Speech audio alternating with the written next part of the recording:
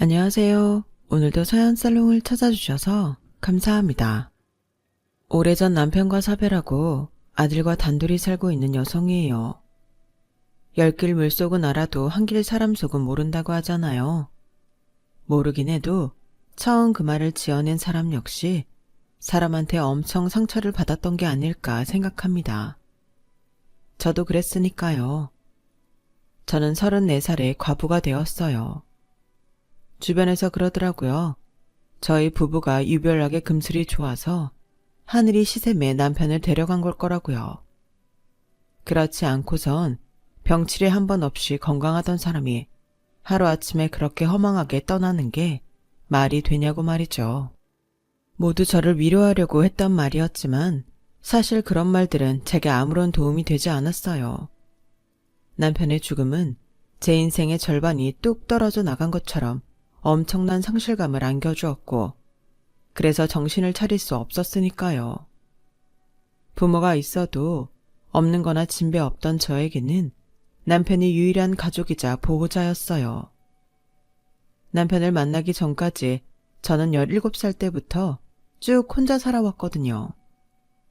도박에 빠져서 아내와 자식도 버리고 나간 아빠와 자식보다는 자기 인생이 더 중요하다며 딸도 버리고 떠난 엄마까지. 제 부모님은 부모로서의 자격이 없는 사람들이었어요. 남편은 그런 부모님을 대신해 제 보호자가 되어주었어요. 남편과 저는 같은 고등학교를 나왔는데 저보다 한 학년이 높았어요. 당시 남편은 학교에서 이름만 대면 누구나 알만한 유명 인사였죠. 공부를 잘해서 그렇기도 했지만 글을 잘 써서 교내외 대회에서 엄청 상을 많이 탔거든요. 거기다 집도 잘 살고 운동도 잘했고요. 하루 종일 교실에 앉아 있어도 이름 한번 불러주는 사람이 없었던 저와는 천지 차이였죠. 친구가 없으니 시선은 늘 창밖으로 향해 있었고 쉬는 시간이나 점심시간에는 늘 창틀에 턱을 괴곤 운동장을 바라보곤 했어요. 그때마다 제 눈에 들어온 사람이 바로 남편이었죠. 또래들보다 한 뼘 이상 키가 큰 남편은 틈이 날 때마다 농구 코트에서 농구를 했어요. 학교에서 그걸 모르는 여학생들은 없었죠. 점심시간에 남편이 친구들과 농구를 하고 있으면 창가에는 많은 여학생들이 얼굴을 내밀고 남편을 훔쳐보기에 바빴어요. 저도 그중 하나였죠.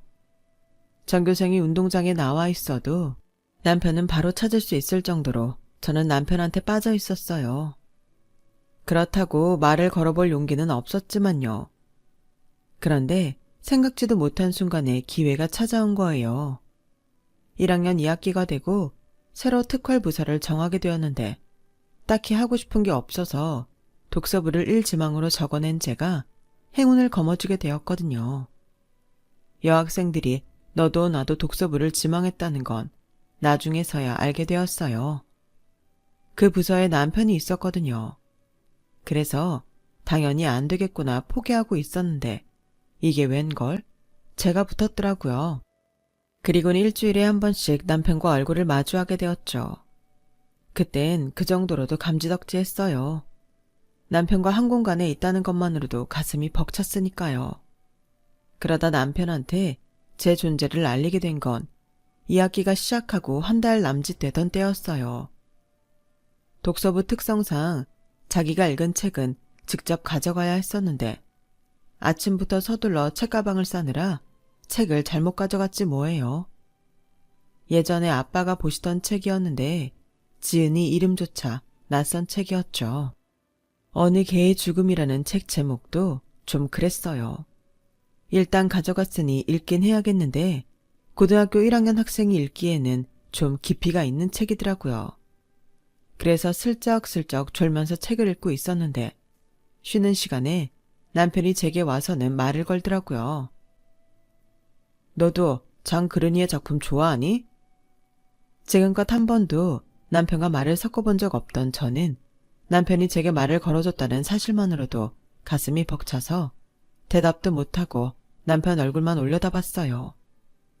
그리고는 어리버리한 표정으로 고개만 끄덕였죠. 그랬더니 남편이 환하게 웃는 거예요. 알고 보니 남편이 가장 좋아하는 작가가 장그르니에더라고요. 그럼 혹시 섬도 읽어봤니? 난 개인적으로 어느 개의 죽음보다 섬이 더 마음에 들던데. 넌 어때? 어떻긴 뭘 어떻겠어요. 생전 듣도 보도 못한 책이었는데요.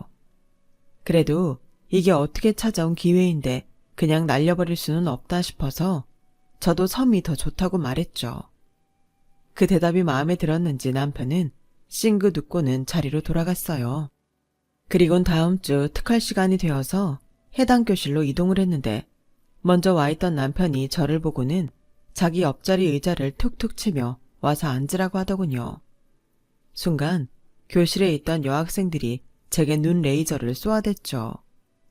지금 생각해보면 제가 어디서 그런 용기가 나왔는지 모르겠는데 따가운 시선에 겁이 나면서도 저는 기어이 남편 옆자리에 가서 앉았어요. 남편은 제게 보여주려고 가져왔는지 책을 몇 권 꺼내놓더니 마음에 드는 걸 골라보라고 하더군요. 그때 제가 고른 책은 알베르 까뮈의 이방인이었어요. 그저 이방인이라는 단어가 내 처지랑 닮은 것 같아서 고른 것뿐이었죠. 그런데 역시 넌 나랑 취향이 비슷했어. 장그르니를 좋아한다기에 일부러 까미 작품도 가져온 건데 한눈에 알아보네. 너도 장그르니에가 까미 스승이었던 거 아는구나. 까미가 쓴 섬서문도 읽어봤지? 진짜 멋지지 않니? 이건 뭐 외계어도 아니고 도통 뭔 소리를 하는지 알아들 수가 없더라고요. 안 그래도 말수가 적은 저는 남편이 기대하는 반응대로 살짝 웃거나 고개를 끄덕이는 정도로 저의 무지함을 숨겼어요. 그리곤 집에 돌아가 남편이 말한 작가들의 작품을 찾아 읽어대기 시작했죠. 그렇게 본의 아니게 문학소녀가 되어버린 저는 남편과 많이 가까워지게 되었고 그 소문은 순식간에 정교에 퍼져버렸어요. 대개 소문이 그렇듯 퍼져나가는 와중에 살도 많이 붙고 각색도 많이 돼서 그 소문이 제 귀에 들어왔을 때는 제가 감당할 수 없는 상황이 되어버렸더라고요.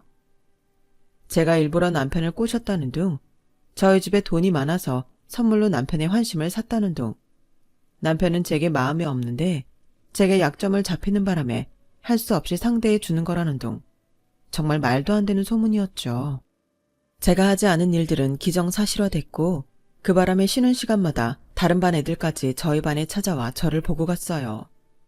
심지어 2, 3학년 선배들까지도 저를 찾아오기 시작했죠.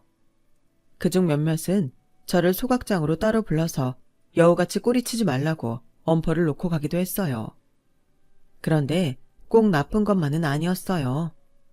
남편 때문에 저에게 흥미게 생긴 아이들이 좀 있었는데 그중엔 괜찮은 애들도 있었거든요. 늘 혼자 존재감 없이 지내던 저로서는 내 주변에 사람이 생겼다는 것만으로도 좋았어요. 그렇게 생긴 친구들 덕분에 평범한 고등학생으로 지낼 수 있었으니까요. 그렇게 1학년 겨울방학을 앞두게 되었는데 그 일이 터진 거예요. 엄마가 남자가 생겼다며 저만 두고 집을 나가겠다고 한 거죠. 곧 재혼할 생각이야. 너도 몇 달 뒤면 18인데 엄마 없이도 혼자 살 수 있잖아. 이 집은 너 혼자 살기엔 크니까 작은 데로 옮기자. 보증금 남는 건 네가 가지고 있어. 내가 생활비를 보내주긴 하겠지만 그쪽 집 눈치도 보여서 언제까지 보내줄 수 있을지 모르니까. 혹여 네 아빠한테 연락이 오거든 엄마랑은 연락 끊긴 지 오래됐다고 해. 그리고 네 아빠는 절대 집에 들이지 마. 알량한 월세방까지 털어먹기 싫으면. 사랑을 찾아 딸을 버리고 가면서도 제게 뻔뻔할 정도로 당당했던 엄마는 얼마 지나지 않아 남자랑 헤어졌어요. 혼인신고도 하지 않았으니 호적상으로는 흔적이 남지 않았지만 엄마 마음은 그렇지 않았나 봐요. 그 집 식구들한테 얼마나 시달림을 당했는지 제 원룸으로 돌아온 엄마는 이전과는 다른 모습이었어요. 초췌한 얼굴에 자신감이라고는 찾아볼 수 없을 정도로 자존감이 뚝 떨어진 상태였죠. 제가 학교에 간 사이 하루 종일 방에 틀어박혀 술을 마시거나 울곤 했어요.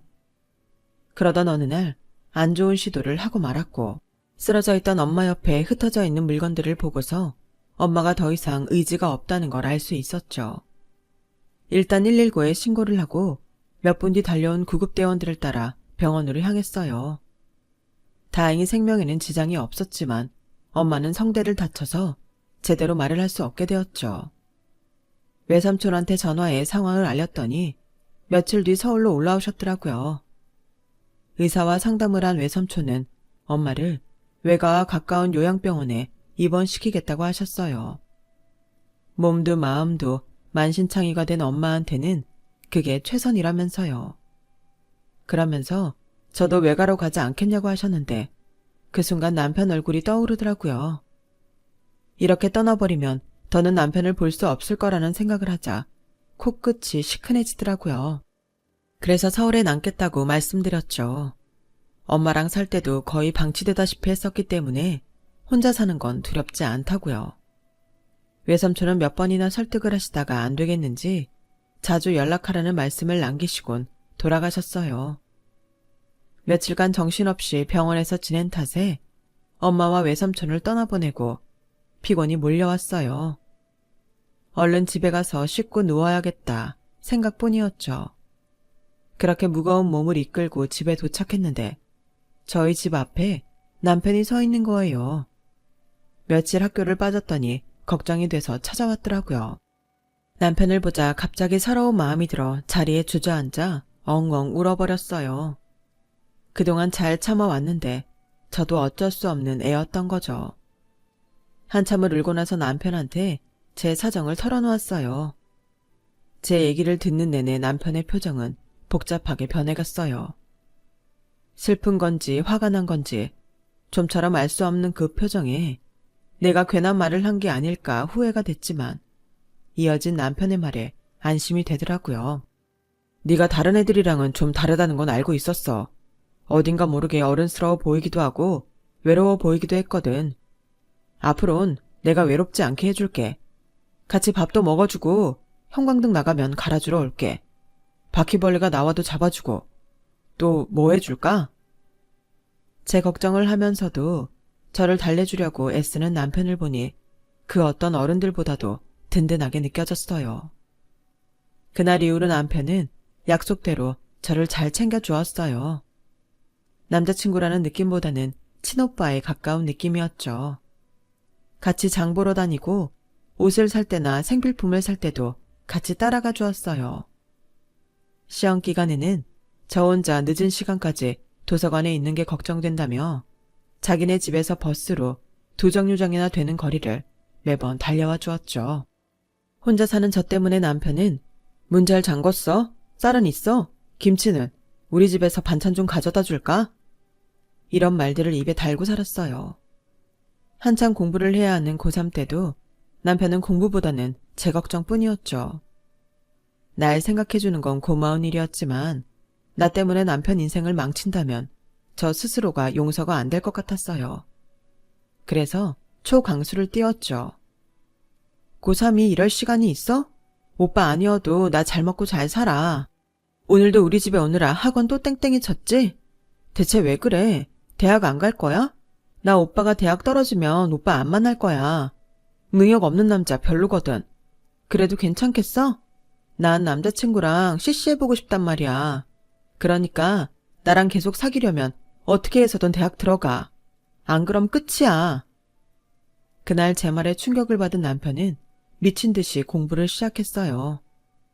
원체 공부를 잘하던 사람이라서 마음 먹고 달려드니 성적이 쑥쑥 오르더라고요. 그렇게 대학에 합격한 남편은 제가 같은 대학에 들어갈 수 있도록 과외까지 해주었어요. 그렇게 꿈에 그리던 CC가 됐지만 같이 한 학기도 다녀보지 못한 채 남편은 군입대를 하게 되었죠. 군입대 영장을 받은 남편은 한동안 고민을 하더니 하루는 제 손을 잡고 아버님 회사로 찾아갔어요. 그리고는 다짜고짜 결혼을 하겠다고 폭탄 선언을 해버린 거예요. 아빠, 저희 결혼 허락해주세요. 진영이 혼자 남겨두고 군에 갈 자신이 없어요. 제가 군대에 있는 동안 진영이 저희 집에 살게 해주세요. 제가 제대하면 제 손으로 돈 벌어서 분가할게요. 말도 안 되는 상황에도 아버님은 화도 내지 않으셨어요. 저희 아버님이 참 대단하신 분인 게 당황스러운 상황에서도 자신이 원하는 걸 교묘하게 잘 챙기신다는 거예요. 혈기왕성한 아들의 객기 앞에서도 아버님은 평정심을 잃지 않으셨고 조곤조곤 제 남편을 설득하셨어요. 제 걱정이 돼서 그런다면 남편이 제대할 때까지 아버님이 돌봐주시겠다며 결혼은 스스로 분가할 능력이 됐을 때 하라고 하셨죠. 가정을 이룰 능력도 안 되면서 덜컥 결혼부터 하는 건 자신한테도 그렇고 배우자한테도 못할 짓이라고요. 결국 남편은 아버님 말씀에 설득되었고 자신이 없는 동안 저를 돌봐달라는 부탁을 드리곤 입대를 하게 되었어요. 아버님은 남편과의 약속대로 저를 살뜰히 돌봐주셨어요. 정기적으로 도우미 아주머니를 저희 집에 보내셔서 반찬도 챙겨주셨고 가끔씩 저를 찾아오셔선 용돈도 주시고 밥도 사주시곤 했거든요. 제 엄마가 죽고 내가 재혼을 한 뒤로는 사람한테 좀처럼 마음을 열지 않았던 애였는데 진영이 널 만나고부터 많이 밝아졌어. 그런 점에선 너한테 참 고맙다. 의붓 형제들 사이에서 많이 외롭게 자란 녀석이다. 앞으로도 네가 잘 보듬어줬으면 한다. 남편을 통해 새어머니와 사이가 안 좋다는 말은 들었는데 의붓 형제들까지 있다는 건 그때 처음 알았어요. 그동안 내 상처만 큰 줄 알고 살았는데 아버님 얘기를 듣고 나니 남편한테 미안해지더군요. 고등학생 때부터 사귀어 오던 우리가 결혼을 하게 된 건 남편이 졸업 후 입사 2년차가 되던 해였어요. 저도 남편도 자기 밥벌이는 하고 살게 된 때였죠. 정식으로 인사를 드리러 시댁을 찾고서야 그동안 남편이 얼마나 외롭게 살았을지 알겠더라고요. 남편의 새어머니는 본처 자식한테는 관심도 없어 보였어요. 오직 남편의 재산을 자기 자식이 물려받는 거에만 혈안이 된 사람 같았어요. 어떻게든 아버님 앞에서 제 남편을 깎아내리고 자기 자식을 부각시키려 노력하더군요. 남인 제가 봐도 그 모습이 역겨운데 그 집에서 함께 살아온 제 남편은 오죽했겠어요. 남편이 재학 시절부터 일찍 결혼해 가정을 이루고 싶다고 입버릇처럼 말한 것도 이런 이유에서였죠. 솔직히 다른 집 같으면 저와 같은 처지의 며느리를 들이는 걸 꺼려할 법도 한데 저희 시댁에서는 누구 하나 반대하는 사람이 없었어요. 아버님은 제 덕분에 아들이 마음의 안정을 찾았다고 저를 환대하셨지만 시어머니 입장에선 그리 탐탁지 않을 텐데도 말이죠. 반대는커녕 오히려 쌍수 들고 환영하는 분위기였다랄까요. 요즘 세상에 부모 없는 게 뭔 대수라고. 자기들끼리 좋으면 그만이지. 여보, 안 그래요? 난 진영씨가 우리 성훈이 신부감으로 딱이라고 생각해요. 왠지 모르겠지만 두 사람이 참 잘 어울린 것 같거든. 어머님의 환대에도 불구하고 저는 그 말들이 하나도 기쁘지 않았어요. 그 말은 마치 제 남편이 힘있는 처가를 얻으면 혹시라도 아버님 사업을 물려받는데 득이 되지 않을까 노심초사했는데 별것 아닌 집안 여자랑 결혼을 한다니까 한시름 놓았다는 뜻으로 들렸거든요. 아버님은 한 2, 3년 같이 살다가 분가하기를 바라셨어요. 그러자 어머님은 마치 큰일 난 것처럼 호들갑을 떨며 반대를 하셨죠. 어머, 당신 지금 며느리 시집살이 시키겠다는 거예요? 요즘 세상에 시집살이를 누가 한다고 그래요? 괜히 며느리한테 미움받지 말고 애들끼리 나가서 편하게 살게 하자고요. 내가 안 그래도 괜찮은 집 알아본 게 있는데 아가, 언제 시간 나면 나랑 같이 집 보러 가자꾸나? 어머님은 저를 데리고 부동산을 휘저으며 신혼집 찾는 걸 도와주셨지만 이런 어머님의 노력에도 불구하고 아버님이 번번이 반대를 하셨어요. 결혼식 날짜는 다가오고 신혼집은 구하지도 못하고 당사자인 우리 부부는 걱정이 이만저만이 아니었죠. 결국 아버님 뜻에 따라 시댁에서 2년간 살다 나가는 걸로 하고서야 걱정은 끝낼 수 있었어요. 말이 2년이지 시댁에서 사는 그 시간은 제 인생 최고의 고역이 아닐 수 없었어요. 그 집에서는 시어머니가 낳은 자식이 둘 있었는데 남편보다 5살 어린 시동생과 연년생인 시누이는 정말 인성이 쓰레기 같았거든요. 시어머니는 그래도 아버님 눈치를 살피며 여우짓을 한다지만 시누이는 대놓고 여우였어요. 여자 형제가 하나뿐이라 어릴 때부터 응석바지로 자라 그런지 뭐든지 마음대로 하려고 들고 뭐든 지가 가져야 직성이 풀리는 성격이었죠. 대학생이 학교에 가는 날보다 나이트에서 죽치며 술 퍼마시는 날이 더 많았어요. 그러면서도 명품 욕심은 또 어찌나 많은지 신상이 들어오기가 무섭게 백화점으로 달려가 기어이 손에 넣고야 말았죠. 그렇게 시누이가 써대는 아버님 카드값만 해도 한 달에 수백은 됐어요. 시어머니는 딸의 도가 넘는 사치를 나무라기는커녕 아버님이 모르시게 숨기기에 급급했죠. 하지만 더는 숨길 수 없는 일이 생기고 만 거예요. 시누이가 나트에서 만나 원나잇을 했던 남자의 애를 가지게 된 거였죠. 처음엔 아버님 몰래 수술을 시키려고 했던 어머님은 상대 남자가 대학병원 인턴이라는 얘기를 듣고는 결혼을 시키기로 노선을 바꾸셨어요. 대학도 졸업하기 전이었던 시누이는 어차피 학점도 안 좋아서 졸업도 힘든 대학, 이참에 때려치우자는 심보로 결혼을 하기로 마음먹은 것 같더라고요. 그런데 상견례 자리에서 일이 터진 거예요. 상대 남자 집에서는 저희 시댁 재력을 보고는 병원 하나쯤은 차려주겠거니 기대를 했는데 아버님이 딱 잘라 거절을 하셨거든요. 아시다시피 저는 사업을 하는 사람입니다. 손해를 보는 일은 하지 않아요. 그게 내 자식 일이라고 해도 말입니다. 거두절미하고 말하겠습니다. 제 돈으로 대개 아들 병원을 차려주는 일은 없을 겁니다. 의사로 성공하고 싶다면 지금 나가고 있는 대학병원에서 자리를 잡으세요. 실력이 안 돼서 대학병원에서 밀려난 사람한테 내 돈 들여 병원을 차려준들 성공하겠습니까? 거기서 살아남을 영역이 안 된다면 페이닥터로 나서는 것도 방법입니다. 생각해보세요. 자는 시간도 없이 죽어라 일하고 공부해도 모자랄 인턴이 나이트에서 여자랑 놀고 있다면 그 사람이 제대로 된 의사겠습니까? 아버님은 일찌감치 사윗감의 됨됨이를 알아보신 거죠. 저가만 믿고 병원을 때려치려고 했던 시누이 남편은 사색이 돼서는 아버님께 매달려봤지만 소용없었어요.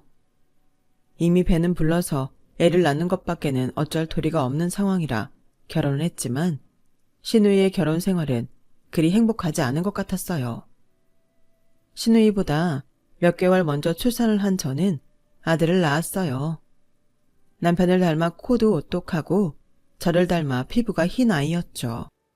평소 농담 한마디 안 하실 정도로 근엄하신 아버님이었지만 손주 앞에서는 영락없는 손주 바보가 되셨어요. 아이가 아버님 옷에 오줌을 싸도 인상 한번 찌푸리지 않으시고 껄껄껄 웃으시는데 평소 아버님이 그렇게 환하게 웃으시는 걸 본 적이 없던 저와 시댁 식구들은 다들 놀랄 뿐이었죠. 시어머니의 시집살이와 시동생의 이유 없는 갈굼에도 불구하고 시댁에서 버틸 수 있었던 건 제 아이와 남편 그리고 아버님 덕분이었어요. 약속대로 2년 뒤 저희가 분가를 하자 아버님은 손주와 떨어지게 됐다며 무척이나 아쉬워하셨어요. 그리고 그 무렵 아버님은 제 남편을 회사로 불러들이셨어요. 이제 사회생활 경험도 꽤 했으니 아버님 회사를 물려받을 준비를 하라는 거였죠.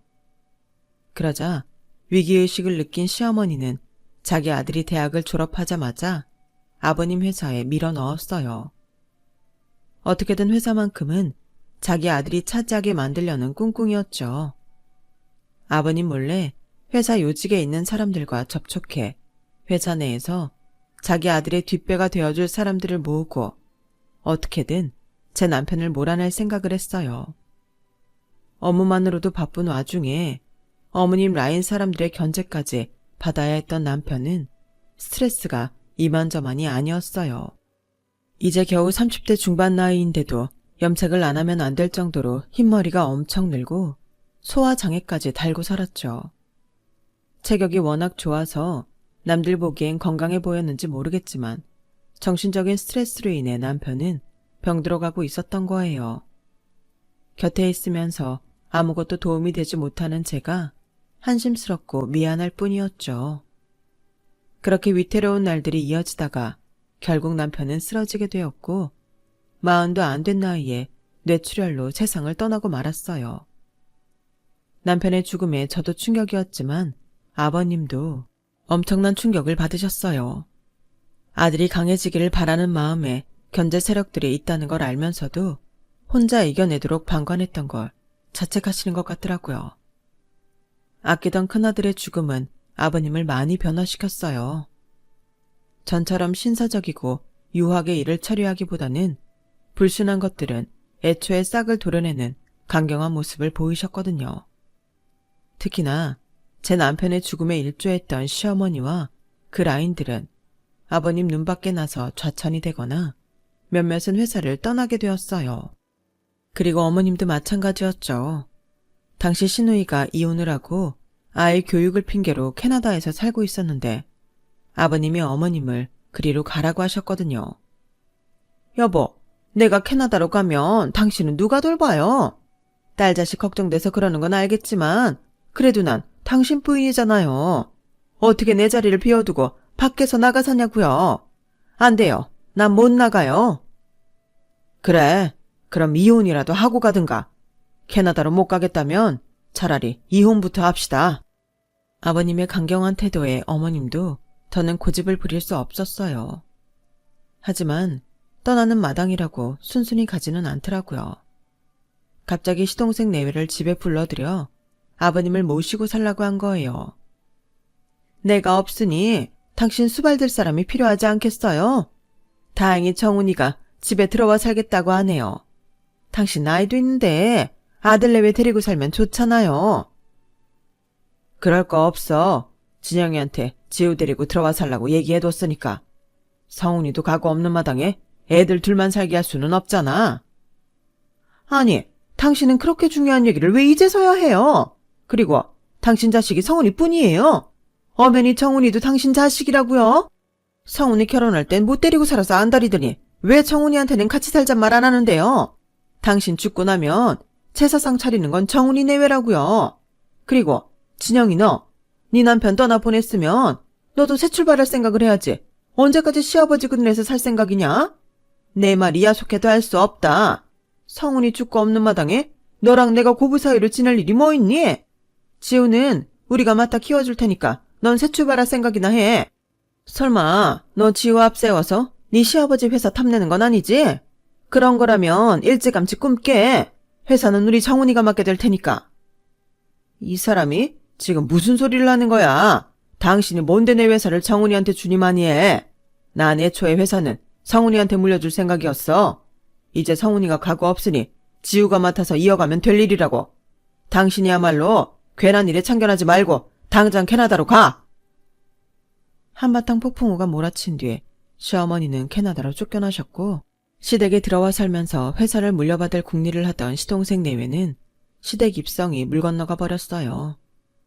대신 저랑 제 아들이 시댁에 들어가 살게 되었죠. 솔직히 남편도 없는 마당에 시아버지랑 함께 사는 게 불편하기는 했지만 아들을 위해서는 그게 최선이다 싶더라고요. 적어도 저랑 단둘이 사는 것보다는 외롭지도 않고 아빠 사랑 대신 할아버지 사랑은 받을 수 있을 테니까요. 시어머니와 시누이, 시동생은 저에게 반감을 가지고 있었지만 다행히 동서만큼은 그러지 않았어요. 언제나 저한테 깍듯하게 대해주었고 어머님이 제게 괜한 트집을 잡을 때도 동서만큼은 제 편이 되어주었거든요.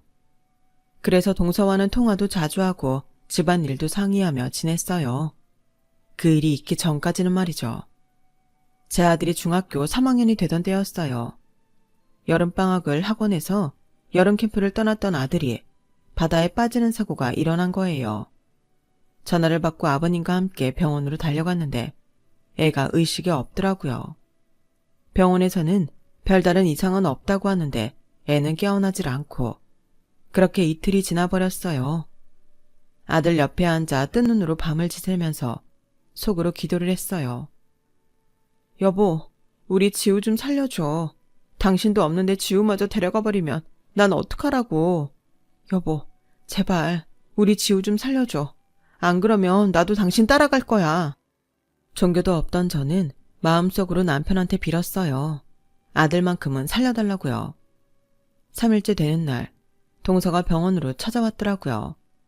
그런데 평소 살갑던 동서가 그날따라 찬바람이 쌩쌩 부는 거예요. 저를 보고도 인사를 하는 둥 마는 둥 하고는 담당 의사부터 만나러 가더라고요. 조금 이상한 감은 있었지만 동서가 우리 지우 걱정 때문에 의사한테 정확한 상태를 알아보려고 그러나 보다 했죠. 그런데 담당 의사를 만나러 간 동서가 한참이 지나도 돌아오지 않는 거예요. 혹시 병실을 못 찾나 싶어서 복도로 나와봤는데 비상구 쪽에서 동서 목소리가 들리더라고요. 어머님, 방금 담당 의사 만나고 나왔어요. 현장에서 응급조치가 잘 돼서 이상은 없다는데 애가 3일째 의식불명이에요. 의사 말로는 당장이라도 깨어날 수도 있고 영영 못 깨어날 수도 있다네요. 어머님도 참, 하늘도 스스로 돕는 자를 돕는다고 그이가 회사를 위해 열심히 일하니까 이런 좋은 일도 생긴 거죠 뭐. 깨어날 애라면 3일이 지나도록 저러고 있겠어요? 이제 틀린 거라고 봐야죠. 지우 장례 치르면 바로 지우 엄마도 내쫓으라고요. 남편 잡아먹고 자식까지 잡아먹은 주제에 염치가 있어야지. 어떻게 이 집에 남아있어요.